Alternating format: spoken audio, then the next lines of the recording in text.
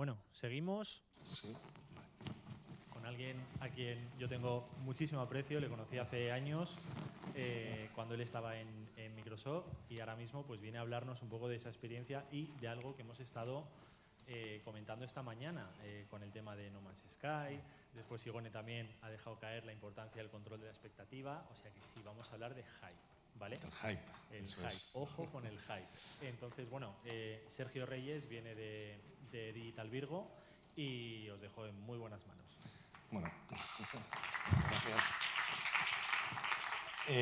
Para los que no me conozcáis, sí he estado en el sector del videojuego, he trabajado en empresas como Microsoft, como Warner Bros. Y como Koch Media. Y bueno, pues ahora estoy en otra parte de entretenimiento, pero vamos, al final todo tiene que ver, ¿no? En esta industria tan megalomaníaca y en este tema que es el entretenimiento, que es buscar que la gente al final se enganche con productos digitales, es súper importante el control, que si ya lo está hablando. Buena esa. Pues al final no voy a poder tener el móvil en la mano. No pasa nada. ¿Tenéis un mando? No hay problema. Las cosas del directo. Sí, menos mal que no hay streaming, ¿no? Por lo que he visto, porque si no... Solapa. Metemos esto aquí un segundito. Tin, tirirín. Técnicamente. Vale. Bueno, pues como os decía, ya lo está hablando Igone antes, el control de la expectativa, ha estado comentando pues, en ciertos puntos la importancia del hype, ¿no? Y yo siempre cuento, en mi casa a mis padres no les hacía ni puñetera gracia que jugase a videojuegos desde pequeño. Y desgraciadamente sí les salió un jugón, porque yo soy, aquí donde me veis, un hardcore gamer, confeso. Mi pareja también lo vive día a día, hay luchas por el control del tiempo y eso es importante tenerlo en cuenta. Pero esto, claro, esto viene desde la infancia, ¿no? Viene desde el momento en el que uno pues, empieza a coger conocimiento de la situación y empieza pues, a probar esos videojuegos en tu casa, en casa de los vecinos, bueno, pues se va a ciertas grandes superficies y empiezas a querer cosas, ¿no? Desde pequeño, pues casi el primer impacto que tienes con el mundo de la realidad es una carta a los Reyes Magos. Y yo que tengo 34 años y ya hace unos cuantos que no hago una, evidentemente recuerdo la primera vez que puse pues, la carta a los Reyes Magos y quise meter pues, un par de videojuegos, ¿no? Que había visto en una revista de una grande superficie como es el Corte Inglés. Bueno, pues yo pedí ciertos juegos y cuando llegó el Día de Reyes, pues efectivamente había 2 cajitas con un tamaño que era el de los cartuchos de la Mega Drive y que yo abrí con toda la ilusión del mundo para poder encontrarme esos juegos que yo había pedido, ¿no? Pues no tenían nada que ver con lo que yo había pedido, evidentemente. Sí estaba bien, era pues, Echo the Dolphin y Castle of Illusion, o sea, por decir, 2 juegos que para la edad que yo tenía, que eran pues, unos 11 años aproximadamente, estaban muy bien, no había tanto juego de mata-mata, pero bueno. Pero yo ahí ya dije, aquí pasa algo, no lo entiendo, ¿qué pasa si yo he pedido una cosa? Estos reyes son bastante cabrones con lo que yo quería. Y ya empezamos a jugar mal las cartas, ¿no? Pero bueno, tú te vas haciendo mayor, ¿no? Te vas haciendo mayor y al final, con todos los agentes que te vas rodeando en tu vida, te vas dando cuenta que no solamente son los Reyes Magos los que van influyendo en tus expectativas hacia las cosas que te rodean. O sea, hoy en día vivimos en la era de la opinión, ¿no? Decía uno de mis jefes de Microsoft, que luego fue jefe mío en Koch Media, y si ve esta presentación le mando un saludo, que las opiniones son como los culos, ¿no? Todo el mundo tiene uno.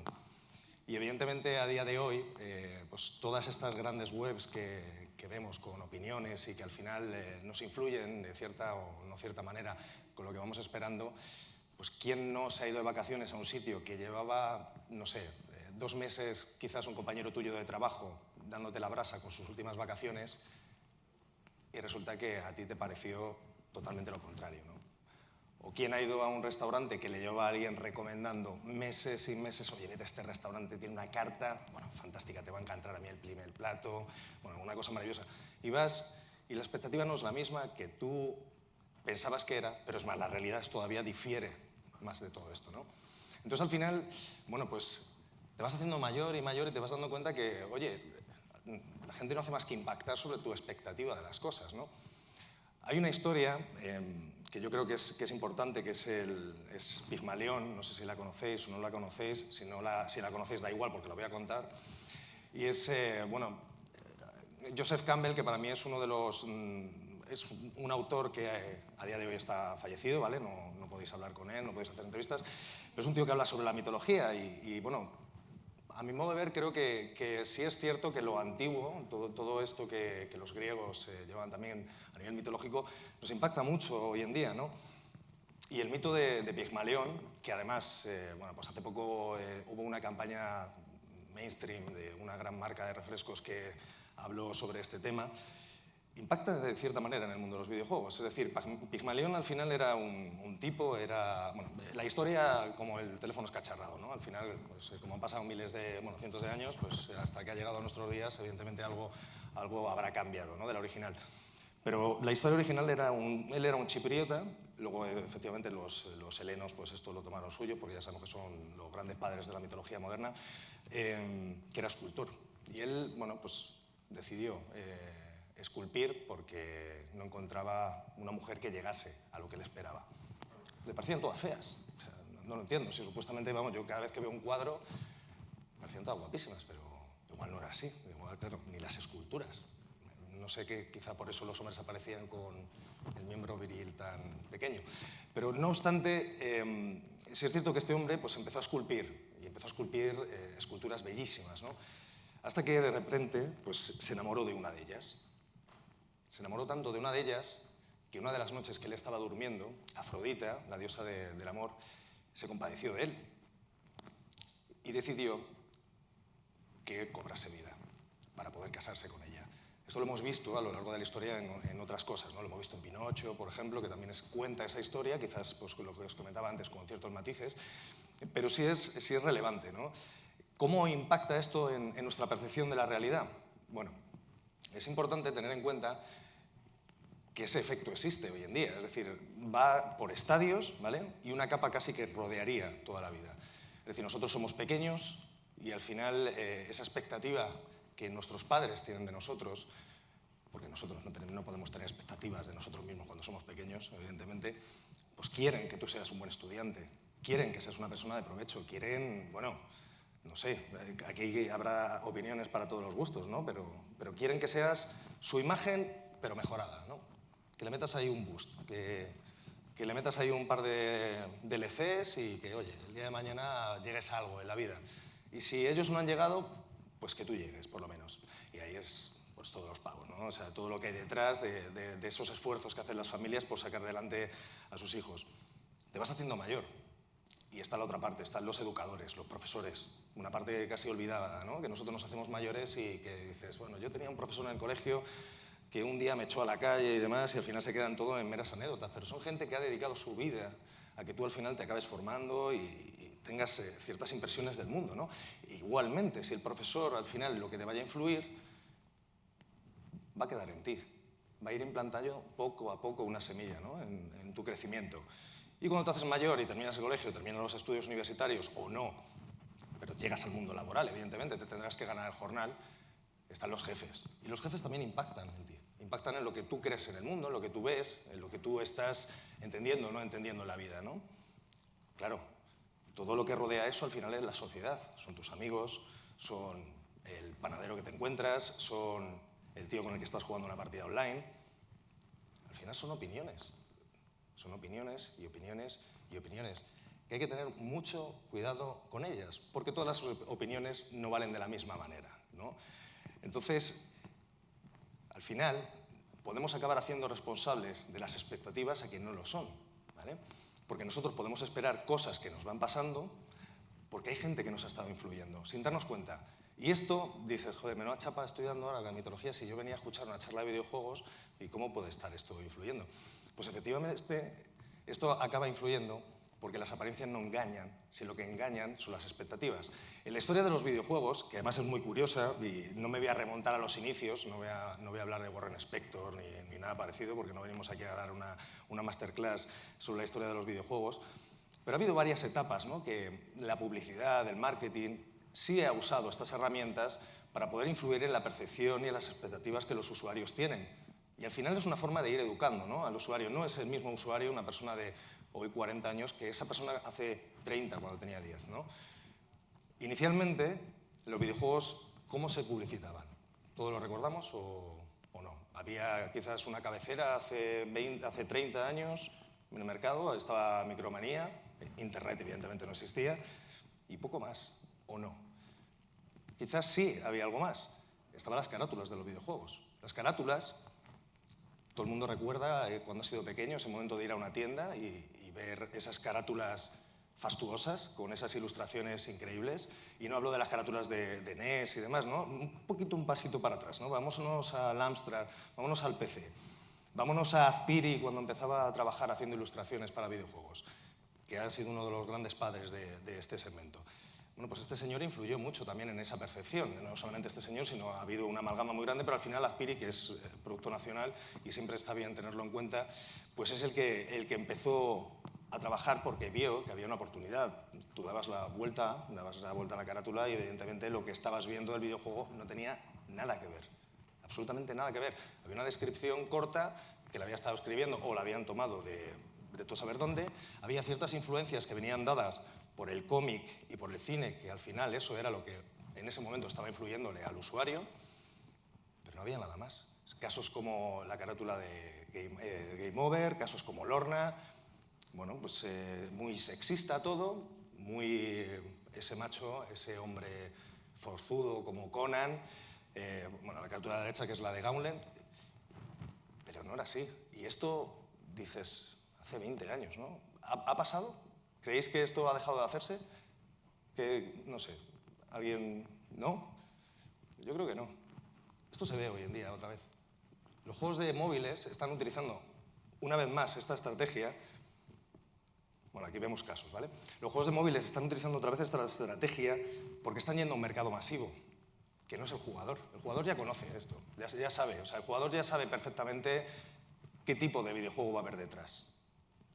Pero en cambio, mi padre, que a lo mejor no, pero sí utiliza el móvil, se entra a internet, ve un tráiler de repente de algo, bueno, una cinemática, algo interesante, que no tiene nada que ver con el juego luego en realidad, como es el caso, por ejemplo, de Kate Upton, ve una chica exuberante y dice, hombre, me voy a descargar esto, esto tiene pinta de que va a haber chicha.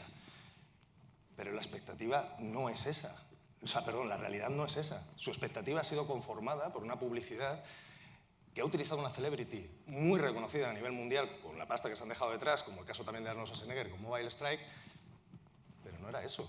Finalmente se van a encontrar en un juego con vista cenital o con vista superior, en el cual tienes poquitas cosas que hacer si no te gusta ese género. Y es más, eso hoy en día va a un mercado muy específico. Que es cierto que, como ha dicho Eider antes, ¿no?, los eSports están haciendo también que otro tipo de gente pues esté accediendo a otro tipo de juegos que hace 10 años quizás no era interesante. O sea, un RTS, por ejemplo, un Age of Empires, hoy en día, si habéis jugado al original y luego habéis jugado a la actualización, un poco tiene que ver. Dungeon Keeper, ¿qué tiene que ver? Lo que sacó Microsoft hace años con luego lo que lanzó Electronic Arts para móviles, muy poco tiene que ver. Con lo cual, al final, eso es un problema. Pero entonces, ¿qué es el hype? ¿Alguien de aquí se anima a dar una definición no académica, porque no estamos aquí para hacer un examen a nadie, pero sí me gustaría que si alguien tiene una idea o se anima a decir tanto hype, porque yo oigo nada más hablar del hype desde hace años y realmente todavía no he escuchado una definición clara. ¿Alguno se anima? Veo que estáis bien, ¿eh? 7 de la tarde casi. Vale, pero eso, o sea, como definición tú dirías que es la expectativa sobre algo, ¿no? Bueno, vale. Al final ¿de dónde viene hype? Al final hype viene de la palabra hipérbole, ¿vale? ¿Y qué es la hipérbole? La hipérbole es el sobredimensionamiento de las cosas. Es decir, lo que importa... menos mal que no llevo un marcapasos, porque si no ya estaría preocupado, ¿eh? Estaría preocupado, estaría ahí en el suelo y... terrible.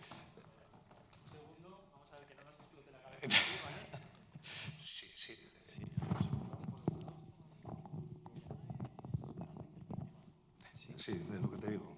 El marcapasos, el chip de la cabeza, vaya locura. Bueno, al fin... Al final el hype lo que hace es que te importe el qué en lugar del cómo. Es decir, en los básicos de la comunicación, en el que hay un emisor, hay un receptor y hay un mensaje, lo que importa al final, que supuestamente debería ser el mensaje, debería importarte más el cómo te está llegando ese mensaje, con lo cual la acción en sí misma hace que el resto de cosas desaparezcan de ahí, ¿no? Es alucinante. Pero si es que nos vamos al hype de los medios de comunicación, y ya que hemos tenido un medio voy a intentar ser bastante benevolente, no voy a ser beligerante con ello. Es cierto que es un marketing, hay por un lado un marketing exagerado y un marketing muy intensivo, hay un marketing brutal detrás, con marketing muchas veces sí es cierto que la gente tiene en la cabeza las acciones, ¿no?, de marketing más que la propia estrategia que una empresa está siguiendo, con todo el trabajo que eso conlleva. Pero claro, los medios de comunicación apoyan muchas veces eso, ¿vale? Antes siempre, de verdad, el tema de los maletines, mira que he estado años en el sector, ya me hubiera gustado haber pillado alguno, ¿eh? O sea, me hubiera encantado, pero desgraciadamente no es el caso y estoy aquí, gratis, que no pasa nada, que también se está muy bien. Entonces, ¿qué pasa con los medios de comunicación y con el marketing, ¿no? Las empresas se empeñan, se gastan dinero, hacen un plan, una planificación, que va en línea desde el momento en el que el producto es concebido en la cabeza de un hombre, ¿vale?, o de un grupo de personas, para intentar que ese videojuego, cuando se lanza al mercado, consiga llegar al máximo de público posible, pero sobre todo que vaya al público que en un inicio es el que querrían que consumiera ese videojuego, ¿vale? Y eso se nos olvida muchas veces. Al final hay un público objetivo, un core target, un público que quiere ese videojuego, y luego ya, bueno, pues vamos a intentar a ver si ese videojuego, cuando se lance, llega al máximo posible. Pero las expectativas muchas veces se sobredimensionan y se intenta que el generalismo del público intente coger un videojuego que realmente no estaba concebido para ellos, ¿no? Con lo cual, al final, para producir el hype, pues hay una metodología. O eso parece. Aquí podremos discrepar, no podemos discrepar, pero efectivamente es parte del marketing producir hype. O sea, que el videojugador, cuando se lance el videojuego al mercado, esté totalmente babeando, es lo que se busca. O sea, es así. Y para ello tiene que haber unas características, es decir, el videojuego tiene que ser un must-have, que es una palabra que a mí me encanta, es decir, tiene que ser... Pero claro, no se pueden tener más have, todos los videojuegos se lanzan al mercado, se lanza 458, más te vale que tengas 3 sueldos al mes, ¿no? Es imposible. Pero eso las empresas no lo tienen en cuenta, igual que tampoco tienen en cuenta los solapamientos cuando un videojuego se lanza al mercado, ¿no? Lanzas fechas y pasa una cosa curiosa. Como en el mercado del perfume, los videojuegos tradicionalmente se han concentrado, ahora es un poco diferente con el tema de la distribución digital, pero se concentraban en el periodo navideño, evidentemente porque era una commodity. Llegaban las Navidades... Y efectivamente, como yo había puesto al principio, hacías una carta a los Reyes, o no, o te lo regalaba a tu pareja, o te lo regalaba un amigo, ojalá hubiera tenido la suerte, me hubiera regalado amigos videojuegos en Navidades, o estaba tu cumpleaños, que bueno, podía ser también algo que está ahí, ¿no? Pero el resto del año, bueno, pues había ciertos lanzamientos más escalonados, más, bueno, para ver qué pasa. Pero los grandes títulos, y además lo hemos visto, por ejemplo, cuando se lanzan los FIFA, Call of Duty que se han lanzado ahora mismo también, se ha lanzado Battlefield, Assassin's Creed este año no se lanza. Bueno, la franquicia dice que está cansada. Yo es que digo, es que tienen películas. Si lanzan película y videojuego al mismo tiempo y no tiene que ver una cosa con la otra, van jodidos. Un saludo a Ubisoft desde aquí, que además tengo amigos y les quiero un montón. Pero es así. Pero no solamente el marketing, además luego los eventos, ¿no? Esto es así. O sea, cuando un videojuego, al final, para crear un must-have desde el inicio, la importancia de los eventos como un E3, como una Games Developer Conference, como un Tokyo Game Show, pues es el germen para iniciar todo esto. Es necesario estos mega eventos que ahora cada vez son más, que son cada vez más importantes, relevantes para los medios masivos, que bueno, pues ahora sí pueden hacer alguna anotación de prensa, y sobre todo para todo el medio tradicional del sector de videojuegos, ¿no? Online o no offline. Y en el marketing, que también lo anterior es parte del marketing, lo que os decía, ayuda a las relaciones públicas, toda la inversión en publicidad, las preventas, las ediciones especiales, es fundamental. Y además es tan fundamental que incluso se puede llegar al caso que se genere todavía más expectación para el público. Porque si yo genero una controversia, como decían los grandes de las relaciones públicas, que aunque hablen mal de ti, pero que hablen, es importante. O sea, es decir, al final para el jugador va a acabar defendiendo esa posición. El jugador va a querer que ese videojuego bueno, pues si no lo he jugado, pero veo esto y encima los medios de comunicación, oye, ese fenómeno fan en España, ¿cómo funciona de bien, ¿no? Cómo nos posicionamos y nos polarizamos, pero para absolutamente todo, ¿no? Desde los deportes, como es el fútbol, la política, evidentemente, pero es que los videojuegos también nos polarizamos, nos encanta polarizarnos. Si era un tío de Microsoft, un tío de Sony, yo en las discusiones que he tenido en el colegio, siendo un tío que era de Sega con la gente de Nintendo, bueno, yo he tenido unas discusiones que no las he tenido con nada más en mi vida y parece absurdo. Yo intento explicárselo esto muchas veces a la gente y dice, pero de verdad, estáis gilipollas. Pero es así, nos polarizamos, nos encanta, pero es más, para nosotros es pasión y hablamos de ello sin duda. Y ahora hablo como gamer. Para las empresas esto es de puta madre, porque es lo que precisamente quieren, ¿no? Una de las publicidades, ¿no?, de Game Boy, que además se gastó en los años 90 muchísimo dinero, no deja de ser una de las consolas, si no la consola más vendida de la historia, no tengo las cifras en la cabeza, me prometí que iba a intentar en esta presentación no hablar de cifras, más que nada porque si a las 7 de la tarde hablamos de cifras, esto va a parecer casi un mitin del Congreso, y no va a ser así. Pero evidentemente, bueno, pues Nintendo utilizaba unos enganches muy graciosos y consiguió que una generación de chicos jóvenes, que a mí me pilló en medio de todo esto, pues nos interesasen los videojuegos, quisiéramos saber más. Yo no tuve una Game Boy, yo tuve una Game Gear. Bueno, yo es que siempre he tenido consolas que eran las nenas malas del colegio. O sea, yo tuve una GameCube, yo tuve una Saturn, yo tuve... Sí, pues las consolas que se venden, es decir, las consolas que al final a los 2 meses estás diciendo me he gastado la pasta para nada, ¿no? Pero he jugado a grandes títulos, esto no cabe duda. Y al final con Donkey Kong, este posicionamiento que utilizó Nintendo, por ejemplo, ya venía de ser una franquicia de Super Nintendo y se posiciona con los mejores juegos. Pues ese marketing es importante para seguir generando ese hype y esa expectación. Pero estábamos en los gérmenes en ese momento, ¿no? Por otra parte, un portavoz, una persona que habla, una cara. Oye, hay que ponerle cara a las cosas. ¿Qué problema tienen los videojuegos? Que no tienen cara. ¿Vas a sacar a Marcus Phoenix hablando en una entrevista? Es raro, ¿no? Bueno, ahora con Quantum Breaks pues está viendo, ¿no?, que parece ser que cogiendo actores y demás, o con Until Dawn, coges actores, luego pues los utilizas para toda la parte también de entrevistas y todo esto, pero sí necesitas poner una cara, necesitas a un portavoz, necesitas a un tío que puede ser o no puede ser famoso, y está pasando también con los influencers, está pasando con los youtubers, para que al final ese juego tenga un tirón masivo que no lo tendría de otra manera porque antes no se podía hacer, por ejemplo, ¿no? Bueno, me encanta. ¿Habéis visto la campaña de Call of Duty de ahora? ¿Habéis visto, o sea, la publicidad, perdonad? ¿Habéis visto la publicidad? ¿Sabéis quién es? Es el protagonista de uno de los mayores fracasos de Disney. Es acojonante. O sea, es más, es que, o sea, me parece increíble que la gente de Activision, también mando un saludo desde aquí al Product Manager de España, Eric, que también le salió, pero es acojonante. Cogen a una persona que ha sido uno de los que más fracasos ha dado, ¿vale?, en la historia de Hollywood, seguidos, además, o sea, es que dilapidó su carrera en 2 películas y justamente le ponen el año que está compitiendo contra Battlefield para ganar el trono de los shooters en primera persona en el mismo periodo del año, ¿no?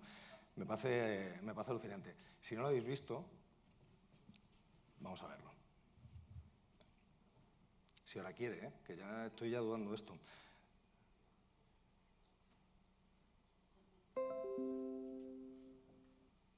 Muy bien, sujétala con un clip. Sí. Ay, no se ve. Ah, me encanta. Maravilloso. He creado hype, joder, claro que sí. Toda la vida queriendo hacer hype y por fin, y vengo aquí a conseguirlo. No, en realidad no, es un mono dando con los platillos, ¿eh? O sea, no os penséis que... Bueno, no obstante, como estas cosas son las que quitan tiempo, luego si no al final, de verdad, si no al final lo vemos, ¿vale? Sí, no hay problema, ¿vale? Taylor Kitsch, si le conocéis. Y luego, por otro lado, que ahí también había un vídeo y no se va a ver, con lo cual no te molestes, Guitar Hero World Tour utilizó también, Guitar Hero ha utilizado siempre a caras, ¿no? Ha utilizado estas publicidades fantásticas para televisión, con chicas en bikini, con cantantes mega famosos, para poder también darle relevancia a sus títulos, ¿no? Con lo cual es importante que haya una cara detrás. La urgencia.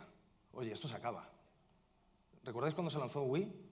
Wii, cuando se lanzó al mercado, se corre el rumor, ¿vale? Yo soy muy de rumores, me encantan los rumores en el sector del videojuego y hay unos cuantos que a mí me fascinan, ¿no? Pero se cuenta que será realidad, seguramente, que ellos hicieron porque hubiera escasez en el mercado, ¿no? Que hubiera ese sentimiento de me voy a ir de compras en Navidades porque mi hijo me ha pedido la Wii, no la vas a tener, si está agotada. ¿La has reservado? No, pues ya está, no hay. Entonces esa sensación, al final las empresas han dicho, oye, pues si hacemos que haya sensación, vamos a ver si ponemos la preventa del videojuego 5 meses, 6 meses, un año antes, ¿vale? Y un año antes el tío se va y se compra el videojuego antes porque no se va a acabar. No se va a acabar el videojuego, pero esa gente, si ya le has generado ese gusto desde el inicio, sí puede que caiga, sí puede que se lo compre. Vamos a hacer una beta cerrada, pero bueno, o vamos a hacer una demo que parece una beta para que luego esta persona entre 2 veces en los próximos días y a ver si compra el videojuego. Overwatch va a hacer esto, de hecho, a finales de mes el videojuego pues va a salir gratuito para que la gente lo pueda probar y ya que lo ha pulido y lo ha quitado de bugs y demás y bueno, pues supuestamente ha nivelado los personajes y hay una comunidad potente detrás, pues cuando entre una persona que a lo mejor no es muy de este tipo de géneros, pues también puede caer el videojuego, ¿no? Entonces, eso sigue siendo una estrategia. Lo hemos visto, por ejemplo, en la última parte de la última expansión de World of Warcraft con la subida hasta nivel 100 de un personaje si compras el juego cuando tradicionalmente esto era lo que querían los jugadores, ¿no? Ahí se está viendo también que la gente de Blizzard pues está empezando a resentirse por no haber entrado todavía los MOBA, aunque pues con Diablo y con la cantidad de cosas que hay detrás y que ellos están intentando lanzar, pues evidentemente igual no les interesa, ¿no? Y por última parte, los medios sociales, las redes sociales. Da igual la que sea, se habla, hay que hablar del videojuego, pero es que la propia comunidad va a hablar del videojuego. Ya te puedes tú meter por medio de moderador, ya puedes ser el moderador de la empresa que sea, que va a dar igual. Si la comunidad le ha puesto encima el título de esto es una basura, da igual que te gastes millones y millones en marketing, que lo va a pensar, y yo puedo dar fe de ello. No con basura, ¿no? Pero a mí me pasó. Nosotros, cuando yo estaba en Coach Media, yo me encargué del lanzamiento de Final Fantasy XIII, por Dios, no me tiréis una piedra encima, pero yo lancé Final Fantasy XIII en España y bueno, es que el ego, me perdonad, mi empresa lanzó Final Fantasy XIII en España y bueno, es pasillero, es que daba igual la entrevista que me hicieran, daba igual a quien yo quisiera decirle que no es pasillero, que es que, vamos a ver, pasilleros son todos los juegos, o sea, todos los juegos excepto los sandbox, entonces, ¿de qué estamos hablando? Pero la gente esperaba que el juego fuera de otra manera. Y eso no se pudo controlar. Y en ese entonces, menos mal que no existían las redes sociales tal y como las percibimos hoy, no había tanto troll, no había tanto hater, pero sí estaba ahí, ¿no? Esa sensación. Pero bueno, los memes, pues claro, este invento de la sociedad al final que hoy por hoy hacen que corra y corra. El otro día es que me parecía bastante grotesco subir una que vi de Call of Duty con un papel de baño, pero bueno, es así, ¿no? O sea, todos conocemos Zero Wings. Yo jugué más a Zero Wing, por ejemplo, que R-Type. Es que sigo diciendo que parece que solamente he jugado los juegos y las cosas que no juego al resto. Pero bueno, pero es así, o sea, todos generamos, ¿no? Esa parte de las redes sociales y se utilizan, son mensajes que se utilizan para poder seguir hablando de ello, del mensaje. ¿Y cómo funciona? Porque hemos hablado de cómo se genera, pero ¿cómo funciona? Si al final hay un lanzamiento, ¿no? Un nuevo producto se acerca al mercado, qué importante y qué relevante es.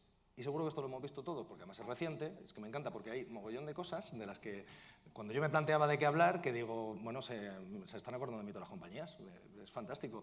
Cuando Rockstar anunció Red Dead Redemption 2, o sacó su creatividad con el logotipo y se acabó, pues Internet se volvió loco. Cuando digo Internet es el fan que es masivo, porque Red Dead Redemption al final es una franquicia como GTA, que juega gente de absolutamente todas las edades y da igual si seas jugón o no, que seguramente hayas oído hablar de ello.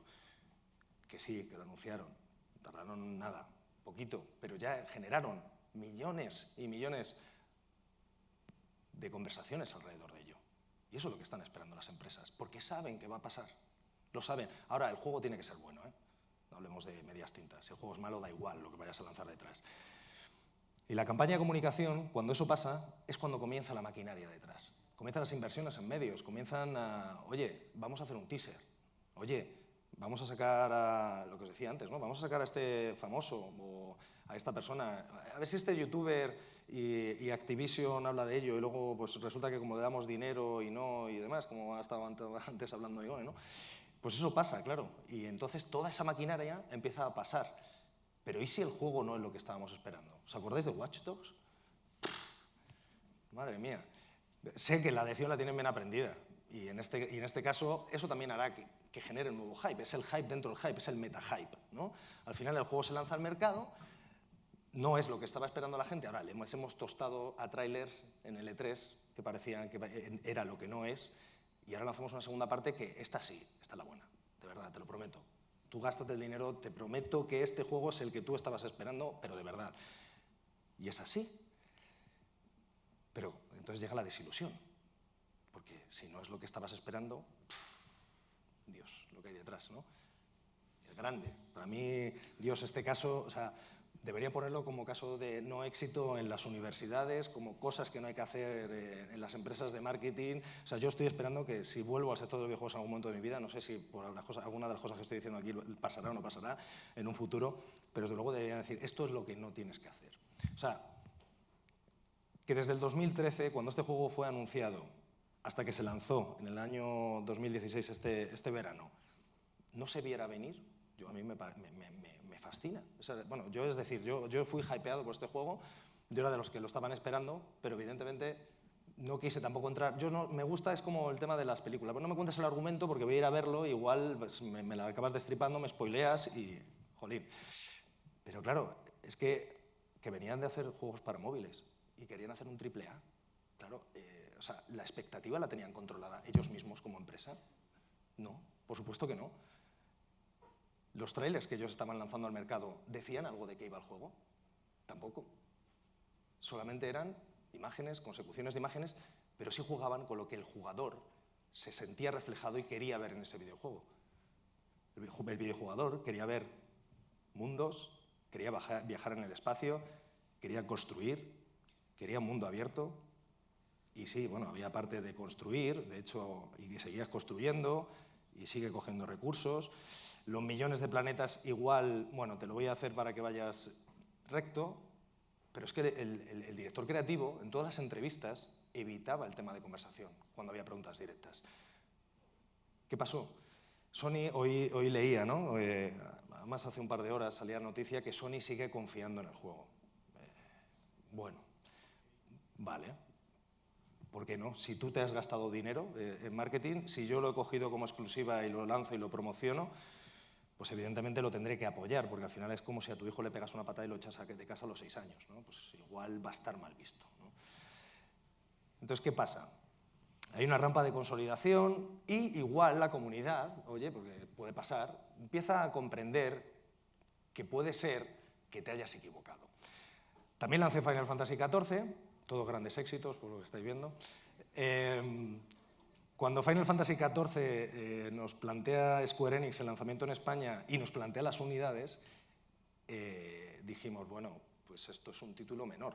Pero es que ellos mismos se lo plantearon, que el lanzamiento no iba a ser todo lo que se esperaba. Había una maquinaria detrás de marketing brutal para Final Fantasy XIV, pero estaba supeditado 100% al lanzamiento con PlayStation.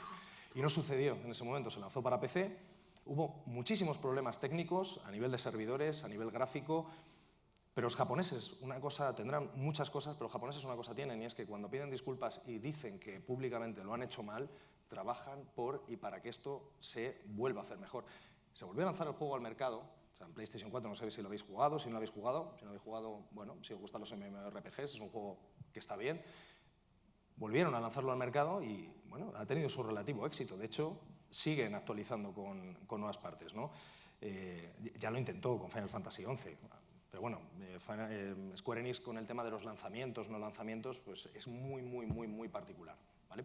Pero sí se ve que al final la comunidad ha aceptado el título. Eso sí, no hay que pensar en, bueno, vamos a darle una de cal o una de arena, que yo nunca sé cuál es la mala de las dos, y vamos a hacer que el tío pues, luego nos perdone, ¿no? Como empresa, que el juego no era lo que ellos estaban esperando.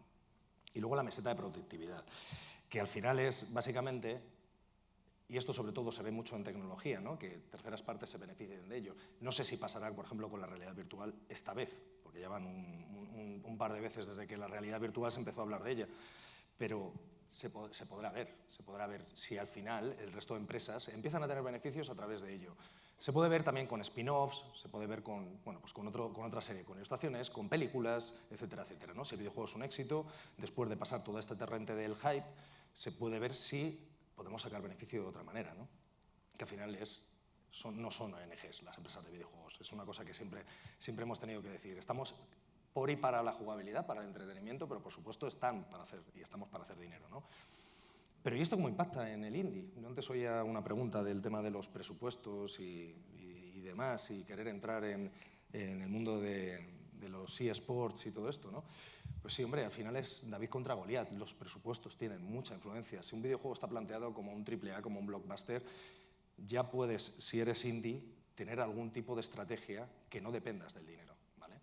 Para no depender del dinero, efectivamente existen los modelos de crowdfunding, pero para eso también tienes que generar una expectación, tienes que generar un hype y tienes que generar una confianza en la comunidad que tienes detrás y crearla durante el periodo en el que tú vas a estar dando dinero, ¿no? Para mí este es un caso de éxito, es un caso que, bueno, el juego me parece que cuadruplicó la inversión inicial que necesitaban para lanzarlo y al final, bueno, tiene que ver, ¿no? Es David contra Goliat, al final es el indie que va a matar a los AAAs, estos malditos. Pero no solamente son estos, que es la dificultad también del fenómeno indie, ¿no? El fenómeno indie tiene que competir en la ventana de juego contra otra serie de títulos que también son relevantes y son importantes para los jugadores. Se habló de Castle Crashers, que bueno, yo estaba en Microsoft cuando se lanzó y es un juego súper divertido para los jugadores. Limbo, Bastion y The Binding of Isaac.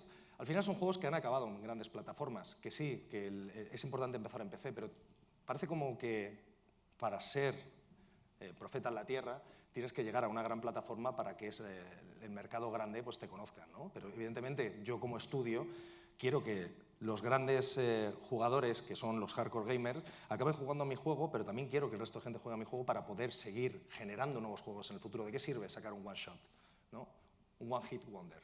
O sea, no estamos en los años 60 haciendo música y ya con eso se acabó, ¿no? Esto requiere que al final yo pueda seguir viviendo de lo que a mí me gusta. Y muchas veces se nos olvida, ¿no? Entonces el mayor reto para sobrevivir y para seguir trabajando en lo que a ti te gusta es que la prensa hable de ti, hable bien, por supuesto, ¿no? Al final te tienen que intentar tratar con comprensión, ¿no? Que el usuario quiera jugar a mis juegos, porque esto es como las cifras de las stores para móviles. El 80% de los videojuegos que hay en una store ni se han descargado, que es lo que se llaman las zombie apps, ¿no?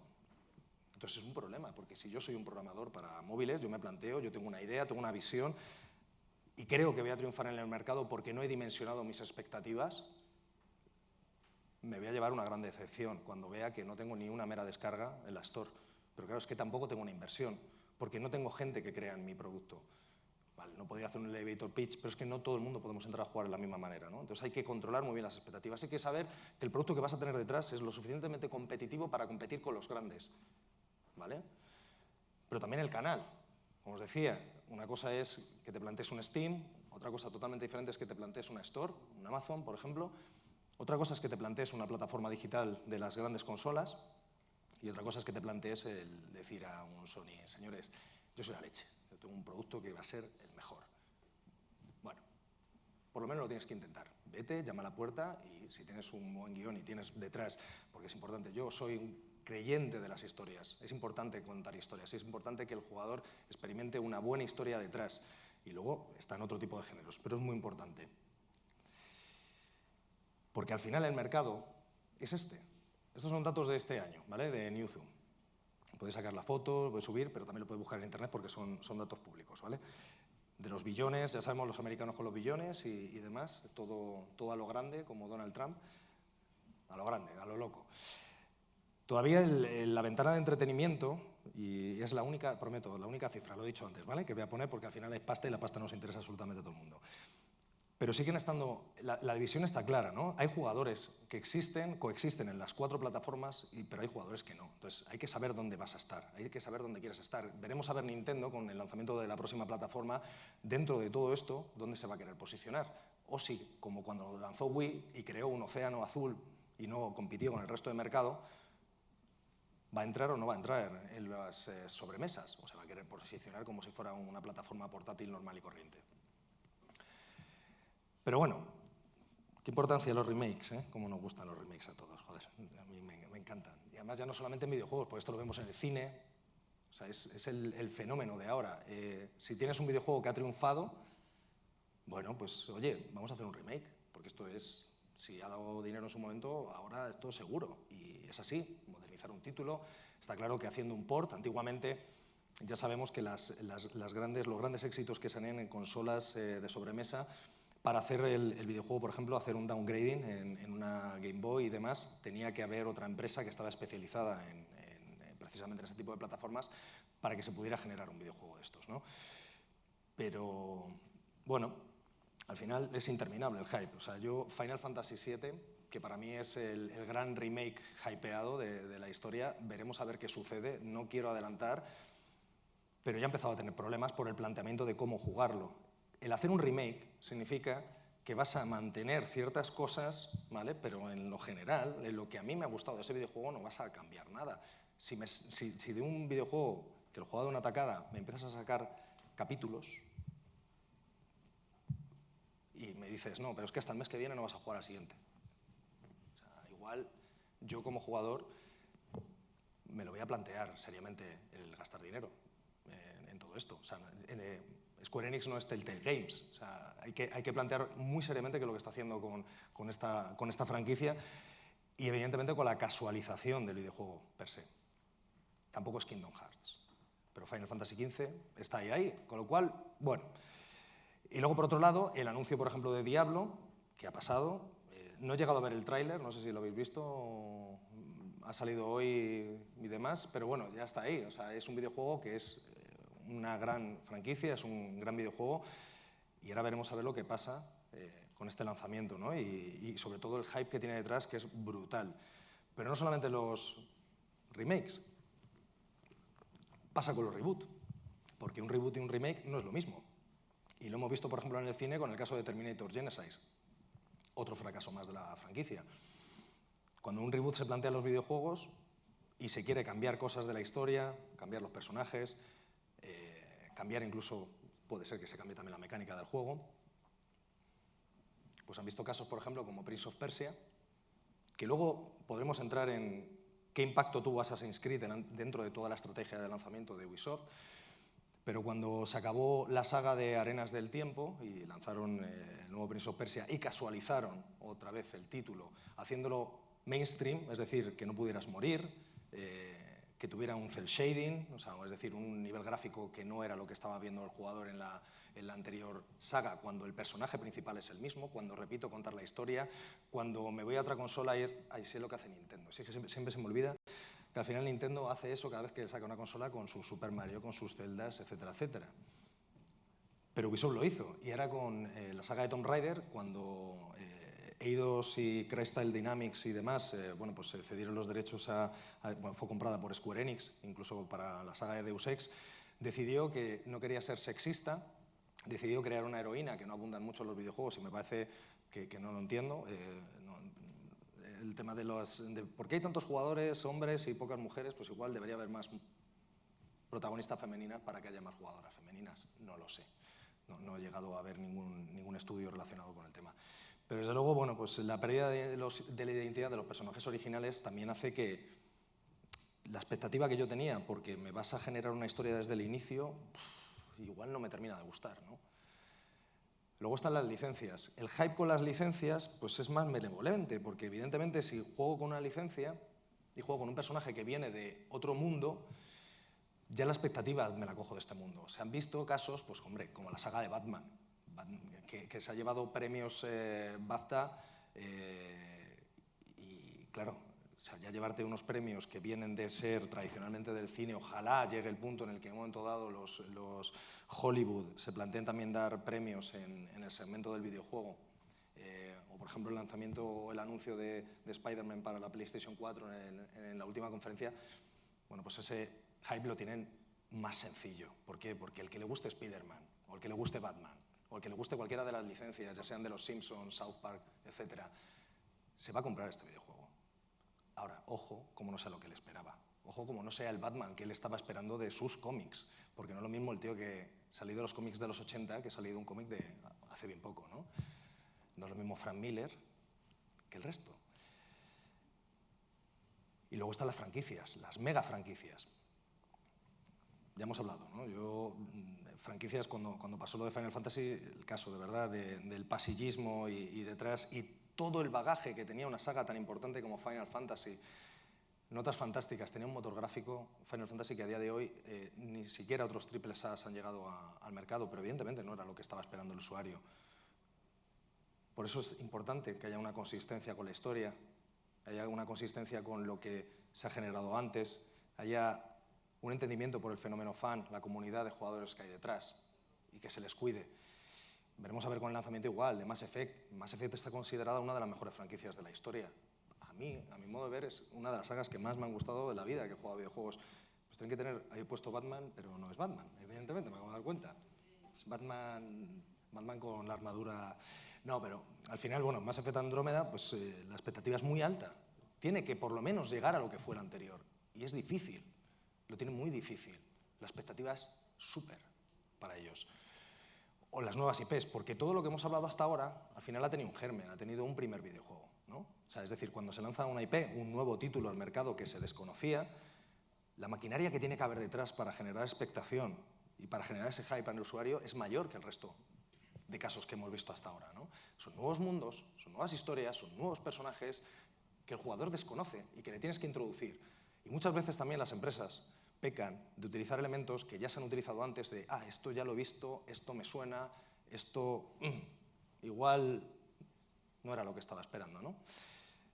Y la maquinaria de publicidad y el apoyo a las plataformas y las exclusivas pues de Sony, de Nintendo, de Microsoft, pues es importante, por eso cogen esas exclusivas. Porque si el juego es relevante, como un Gears of War, cuando se lanzó la primera y Cliff Bleszinski estaba detrás y yo estaba en Microsoft con el lanzamiento, oye, pues es importante que el jugador conozca todo. ¿Van a criticar la primera parte? Bueno, bien, porque si es una saga la que hay detrás, la segunda, si es mejor, como estamos hablando antes con Watch Dogs, pues muchísimo mejor para generar más pasta, para generar más base de usuarios. O Quantum Break, como estaba diciendo antes, o como el caso de la próxima franquicia que dicen que, bueno, pues será relevante, que es Zero Dawn, ¿no? Yo tengo mis esperanzas en que sea así. Desde luego el juego pinta bien, ¿no? O los spin-offs. Perdona que te había oído y no sé si habías dicho algo. Bueno, los spin-offs. Si una saga, por ejemplo, como Resident Evil, ¿no? O como Super Mario quiere salir del mundo de los videojuegos, tiene que jugar con otro tipo de géneros que no están habituados los jugadores a jugar con ellos con las sagas principales, ¿no? Y al final esto también depende un poco de lo que estés haciendo. La popularidad de una saga se puede quebrar por completo si el spin-off rompe con la propia alma y con la propia identidad del juego con el que están jugando los jugadores, ¿no? El caso de Fable, por ejemplo, que es el claro ejemplo, ya hablamos de unos de los, para mí es el hype master, ¿no? Peter Molyneux, es el generador de más hype de la historia en todas las empresas en las que he estado, incluso ahora con 22 Cannes. O el caso de Metal Gear Solid con el lanzamiento también próximo, ¿no? del Survivor. Pues no sé yo si eso es lo que estaba esperando el jugador de sus sagas favoritas, ¿no? Y no sé yo de qué manera eso va a penalizar la propia saga principal la próxima vez que salga una numeraria, ¿no? Es verdad que sagas como Final Fantasy, en el caso de los spin-offs, bueno, pues el jugador ha sido respetado, ¿no? Pero luego están los ego trips, ¿no? O sea, los ego trips, que a mí es lo que me fascina, que son estos mundos en los cuales los grandísimos de la industria deciden dar un paso adelante diciendo que están ahí, como decíamos antes, como no hay caras en el mundo de los videojuegos, pues los diseñadores jefes tienen que dar un paso adelante y decir, hey, estoy aquí y soy una rockstar. Y de verdad, mi juego mola mucho. Como el caso, por ejemplo, de John Romero, ¿no? Cuando lanzó Daikatana, o sea, uno de los grandes batacazos de la industria del videojuego, que a día de hoy solamente ha sido superado por No Man's Sky. Lo que pasa es que No Man's Sky ha vendido, Daikatana no llegó a vender. Esa es la diferencia, porque directamente ya con la publicidad del mismo se cargó la propia franquicia antes de ser lanzada al mercado, ¿no? O el caso, por ejemplo, de Itagaki, al que tuve el placer de conocer con el lanzamiento de Ninja Gaiden para Xbox 360. Bueno, Itagaki, si le tenéis ubicado con el lanzamiento de Devil's Third, sufrió, porque es un tío también que tiene una personalidad muy alta, es un japonés que además es duro, es le gustan mucho sus videojuegos, le gusta mucho la industria, y su videojuego tuvo que ser cambiado 2 veces, o sea, tuvo que ser cambiado de motor gráfico, pasó por diferentes productoras y al final acabó en Wii U. Un juego en el cual pues, no se descuartiza la gente de milagro, hay gente tatuada, muy chunga, japoneses de las yakuzas, y igual no era el target del título desde el inicio. ¿Os imagináis, no? Ninja Gaiden, con todas las mutilaciones, jugando un niño de 12 años con ello. Aunque bueno, no pasa nada, porque GTA lo hace. Yo cuando estuve trabajando en Game en su momento, estos son trabajos de juventud, yo recuerdo cuando me venía padre con su hijo y me decía, no, que mi hijo es que quiere el GTA. Te dice, pero si tu hijo tiene 6 años. No, sí, pero me ha dicho que... Ya, pues tú sabes que salen prostitutas y pueden estar en el coche y demás. Complicado, ¿no? Pero al final está claro que el efecto Ícaro está ahí. Tanto se quieren acercar al sol, tan importantes quieren ser, que se olvidan que ellos no son su creación, son sus videojuegos. Y no en todos los casos son así de importantes. Aparte de ellos, hay multitud. El caso de John Romero se repitió, porque decís Daikatana, ¿no? Pero es que él quiso volver a la industria, se juntó con John Carmack y dijeron, oye, es el momento de hacer otro FPS. Vamos a hacer otro FPS, pero esta vez queremos que nos lo pague la comunidad. Vamos a hacer un Kickstarter, vamos a hacer otro... Bueno, vamos a contar una historia, porque no tenemos ni tráiler, qué leches. Vamos a contar, pues eso, que va sobre el futuro, que va a ser el mejor FPS de la historia, porque es importante eso del mejor, cada vez que sale un juego, decir es el mejor, lo que sea. Bueno, pues a la segunda semana lo tuvieron que retirar totalmente de toda la financiación, no porque no consiguieran la pasta, sino porque Kickstarter dijeron, señores, están ustedes vendiendo un producto que no hay ni siquiera un tráiler para que el usuario sepa de qué va a ir la historia y le están pidiendo dinero. Con lo cual es que están vendiendo humo, literalmente. Este hombre repitió otra vez lo que le había sucedido en su momento. Es uno de los grandísimos padres de los FPS actuales, pero desde luego hay que tener mucho cuidado con cómo mover la expectación si quieres ser un diseñador relevante el día de mañana, ¿no? Y luego están los multijugadores, que bueno, yo he puesto la cara B, pero evidentemente a día de hoy podrían ser la A porque son los que sustentan las ventas de muchos de los videojuegos de la actualidad. Habría que preguntar el porcentaje de gente que de Call of Duty Future Warfare se lo han comprado por jugar al multijugador del Call of Duty Advanced Warfare, ¿no? Habría que preguntar dónde está ese porcentaje.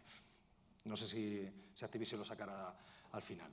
Pero es importante, las prebetas, los fans, el fenómeno YouTube, bueno, pues todo eso sustenta toda esa maquinaria que hay detrás, porque juega la comunidad y encima juegan entre ellos y se hablan. Y si no hay comunidad y no se les cuida, y Ian Nader lo ha dicho antes con la ESL, el juego está muerto. Tú no puedes crear grandes juegos para que la juegue la comunidad. La comunidad quiere jugar a esos grandes juegos. Y si no quiere jugar, da igual que inviertas millones, que no va a haber nada. Así que no hagas preguntas y no te mentirán. Por terminar, al final las expectativas del jugador van en línea con el producto que adquiere, ¿vale? Es importante la duración. Se han visto casos, ¿no?, de juegos que duran 4 horas infinito y no lo sabía el jugador que duraba 4 horas porque no se había comunicado en toda la comunicación previa, sino que era uno de los mejores géneros que te guste de la historia y no era lo que él estaba esperando. También es verdad que se malacostumbran con las duraciones elevadas, ¿no? Es importante el conocimiento que tenga el jugador de lo que estás lanzando al mercado, de ese producto, ¿vale? Es importante la tecnología que se esté usando, es decir, si haces un juego que es para un perfil más retro, si haces un juego que estés utilizando tecnología con un motor Unreal, bueno, pues eso es lo que depende, pero está claro que tienes que tener el foco bien claro desde el inicio, ¿no? La tecnología, bueno, pues también es relevante, ¿no? Y aquí ha venido también el diseñador jefe de nuestra empresa, que podrá hablar mucho más de esto que yo. Pero es importante también el entorno, es importante el precio, que muchas veces no se tiene en cuenta. Es decir, claro que con un juego freemium vas a alcanzar más público que con un juego que le estás cobrando al usuario 69,99, pero ¿tendrás una estrategia detrás para monetizar a ese usuario, aparte de la publicidad? ¿Sabes si vas a generar mayor contenido, si no vas a generar más contenido? Es complicado. Muchas veces las empresas no se plantean estas estrategias desde el inicio y luego empiezan a parchear, ¿no? Porque dicen, no estamos generando ingresos. No, quizás no lo habéis planteado desde el inicio. La diversión. ¿Es divertido o no es divertido mi juego? Hacemos un ejercicio interno. Es decir, aparte de yo, que soy el creador del juego, pensaré que la comunidad pensará que mi juego es divertido, que lo enganchará, y la experiencia, sobre todo la experiencia que van a vivir con el título. ¿vale? Y por acabar, el hype pues no afecta solo al entretenimiento. Es decir, el hype viene de la tecnología, del gran problema de la tecnología y de la adopción de la tecnología por parte de los usuarios. Lo hemos visto con las Google Classes, lo hemos visto con Zune, estaba también en Microsoft cuando intentaba Microsoft lanzar al mercado cuando Apple ya estaba bien asentado y no lo consiguieron. Es difícil introducir nuevas tecnologías y está claro que Samsung, la gran Samsung, que se lo va a llevar, veremos a ver hasta dónde, ¿no? Esto es una gran crisis que ahora ha asumido la empresa y siempre se ve ahí. Y poco más. Es importante que la gente te recuerde, pero que no te encuentren 30 años después de que te enterrasen, ¿vale? Así que nada, muchas gracias, chicos.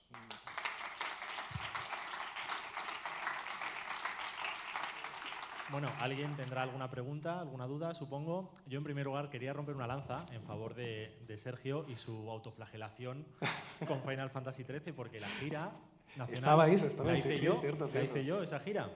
Y fue el hiperhype de esa gira, la gente venía ya hypeada de casa, ¿vale? O sea, Sergio es cierto que hizo todo lo que pudo por controlar la expectativa, que los juegos pasilleros eran tradicionales en Japón, que tal, me acuerdo de esas frases, además, hizo todo lo que pudo por balancear. Pero es que la gira estaba patrocinada por una agencia de telecomunicaciones, una compañía de telecomunicaciones, ¿sí? Sí, puedes decir el nombre, que no pasa nada. Bueno, sí, ya ha pasado tiempo, estaba Vodafone detrás, ¿vale? Y estaban promocionando su ADSL, ¿vale? El juego no tenía online, ¿vale? Es así. Buena estrategia, ¿no? Veis la importancia también de saber dónde te estás metiendo. Y lo con el curioso marketing. Es que se hacían unas demo units oficiales de 360, que era pues una estructura, ¿vale? Habréis visto en Corte Inglés o en Fnac o tal, una estructura donde está la consola, la tele y encima pone Xbox, ¿vale? Pues ponían encima de esa, donde ponía Xbox, el router de ADSL vacío, de plástico, la caja, la ponían encima. Y claro, la gente venía y decía, hostia, esto tiene online. Más allá del hype del que si era un sandbox o lo que fuese, tiene online. Y bueno, eso fue un mega cristo, ni os imagináis. Claro. ¿Vale? O sea, muchas veces, por más que quieran hacer las compañías o las personas que se enfrentan luego a los medios, a los usuarios, luego te viene otra empresa que no tiene absolutamente nada que ver y mete la pata hasta aquí. Ese tipo de cosas, ¿vale? O sea, nunca se puede predecir lo que va a pasar. Que alguien una vez en una entrevista dice sandbox y se ha liado. Sí, claro. Bueno, de hecho, en No Man's Sky es un poco esto. La gente esperaba un sandbox cuando en realidad es un Minecraft. Entonces, bueno, por echarte un cable con eso, porque las cosas son como son, ¿vale? Pasamos al turno de preguntas rápidamente.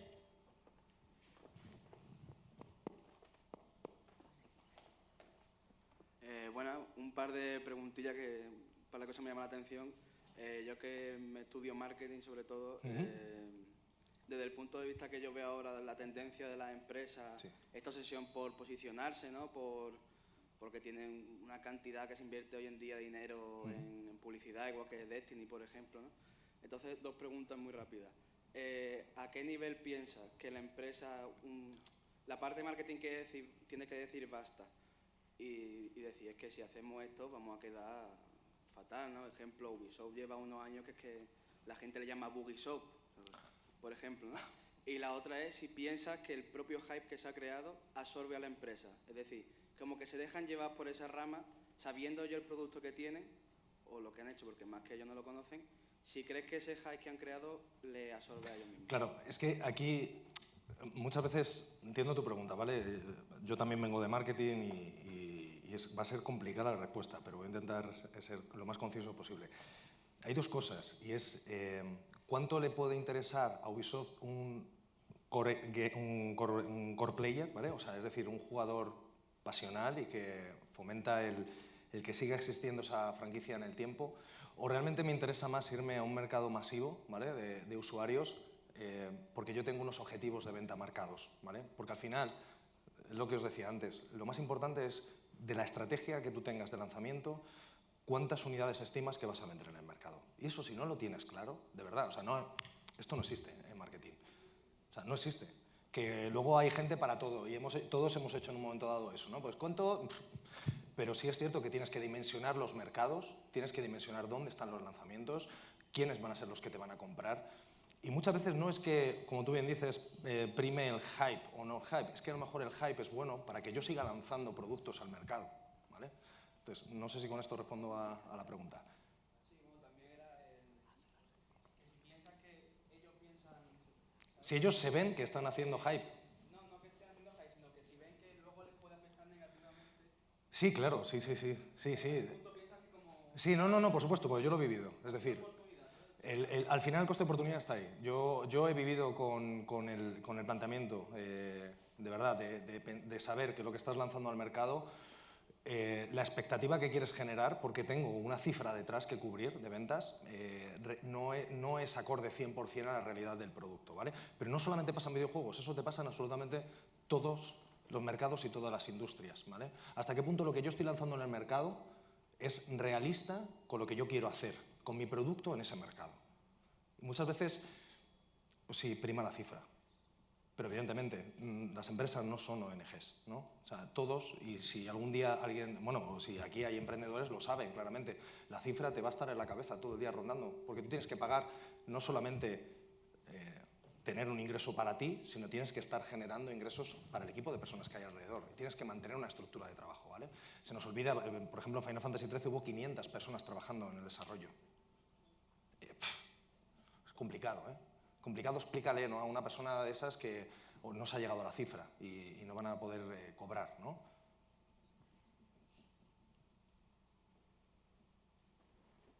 Una última pregunta. Bueno, tiene un poco que ver con lo que acabas de decir. ¿No crees que las empresas a veces son un poco cortoplacistas y se enfocan demasiado en la cifra y vender ahora cuando... Si has generado todo ese hype, pero luego machacas a la comunidad con DLC, Sí.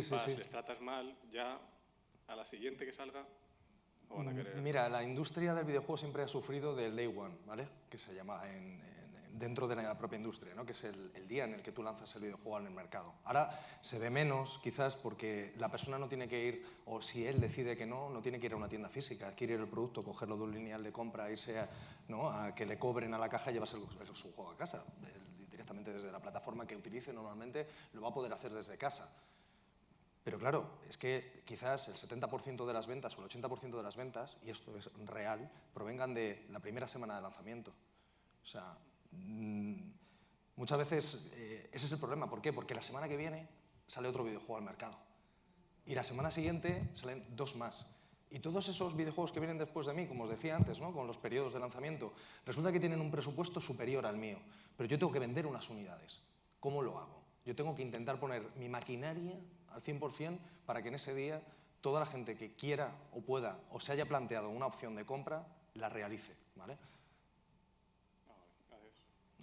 Bueno, con respecto a esto, la importancia del Day One, a mí me pasó el día que entré yo en Konami, era el lanzamiento del Metal Gear Solid 4. Teníamos a Kojima, teníamos, tú sabes cómo va eso. Un tour, sí, espectacular. Coincidió con una huelga de transporte general en España. No tuvo Day One, ¿vale? Y fue un fracaso estrepitoso. Luego sí, se fue vendiendo, pero claro, ¿qué pasaba? La gente iba a la estantería a comprar el Metal Gear y como no estaba, cogía otro. Y ya has perdido a ese cliente porque son clientes que tienen esos 50-60 euros para ese juego. Normalmente, lo mismo que nos pasaba con el Pro, pues si había un problema de distribución de Pro, la gente cogía otro. Bueno, sí. Sí, es cierto que luego hay otros géneros, ¿vale? O sea, matizamos un poco con esa respuesta y está bien, ahora con lo que ha comentado John. Un juego multijugador no funciona de la misma manera, ¿vale? O un juego, por ejemplo, como puede ser un FIFA o puede ser un Pro Evolution, no funcionan, no tienen tampoco la misma, porque al final el jugador percibe que ese título va a ser para todo el año, ¿vale? Con lo cual, el Day One quizás vamos a rebajarlo a un 40%, un 30%, un 20% de las ventas totales, ¿vale? Porque van a seguir vendiendo una cifra similar semana a semana. Porque el competidor no es tan bueno como yo. Y tampoco hay tantos competidores al año, ¿vale? Y eso muchas veces también hay que tenerlo en cuenta. ¿Sí?